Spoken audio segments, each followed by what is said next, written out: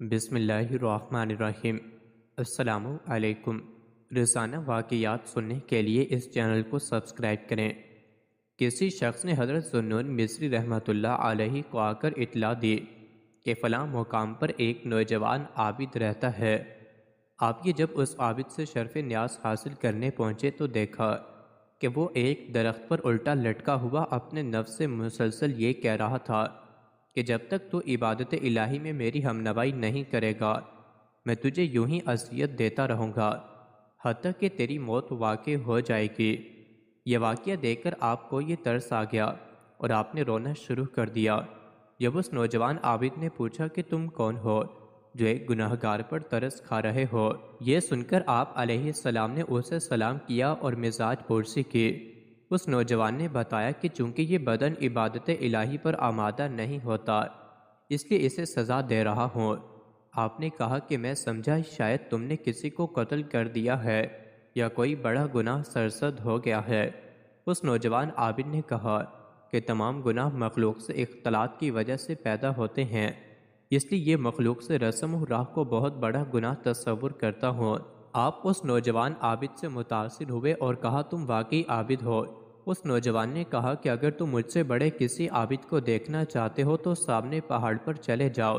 آپ پہاڑ پر چلے گئے۔ جب وہاں پہنچی تو دیکھا کہ ایک نوجوان جس کا پیر کٹا ہوا باہر پڑا تھا اور اس کا جسم کیڑوں کی خوراک بنا ہوا تھا۔ آپ رحمت اللہ علیہ نے اس نوجوان کو سلام کیا اور اس کا حال دریافت کیا۔ اس نوجوان نے کہا کہ ایک دن وہ اسی جگہ مصروف عبادت تھا کہ ایک خوبصورت عورت سامنے سے گزری جس کو دیکھ کر میں فریب شیطانی میں مبتلا ہو گیا۔ اس کے نزدیک پہنچ گیا تو اس وقت ندا آئی کہ بغیرت میں سال خدا کی عبادت و اطاعت میں گزار کر آج شیطان کی عبادت کرنے چلا ہے، لہٰذا میں نے اسی وقت اپنا ایک پاؤں کاٹ لیا کہ گناہ کی طرف پہلا قدم اس نے اٹھایا تھا۔ آپ یہ میرے پاس کیوں آ گئے؟ اگر کسی عابد کو دیکھنا ہی ہے تو پہاڑ کی چوٹی پر چلے جائیں۔ آپ نے پہاڑ کی چوٹی پر چڑھنے کی کوشش کی لیکن ناکام رہے۔ اس عابد نے آپ کو خود ہی ان بزرگ کا قصہ سنانا شروع کیا کہ پہاڑ کی چوٹی پر جو بزرگ ہیں، ایک دن کسی نے ان سے کہہ دیا کہ روزی محنت سے حاصل ہوتی ہے، بس اسی دن سے انہوں نے عہد کر لیا کہ جس روزی میں مخلوق کا ہاتھ ہوگا وہ میں استعمال نہیں کروں گا۔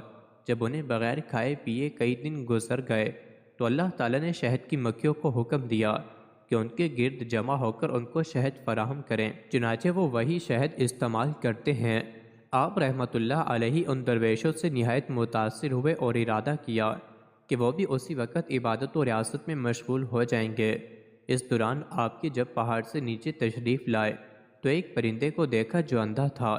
آپ رحمت اللہ علیہ نے سوچا کہ اس کو نہ جانے رزق کہاں سے مہیا ہوتا ہوگا، چنانچہ آپ رحمت اللہ علیہ وہیں بیٹھ گئے۔ اس پرندے نے اپنی چونچ جس میں سے سونے کی پیالی برآمد ہوئی جس میں تل بھرے ہوئے تھے، اس پرندے نے تھوڑی ہی زمین اور پیالیاں غائب ہو گئی۔